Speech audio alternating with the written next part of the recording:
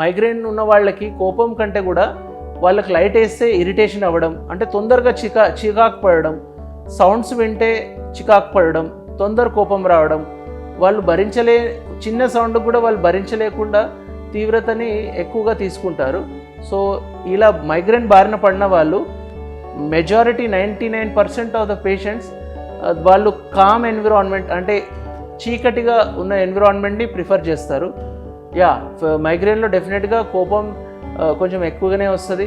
And ఆ కోపంని అనడం కంటే కూడా దాన్ని ఇరిటేటివ్ బిహేవియర్ అని అనడం బెటర్. అండ్ ఎస్పెషల్లీ పీరియడ్స్లో టైంలో ఎక్కువ ఉంటుంది కాబట్టి ఇంకా బిహేవియరల్ డిస్టర్బెన్సెస్, కోపం తొందర వచ్చే అవకాశం డెఫినెట్గా ఎక్కువ ఉంది.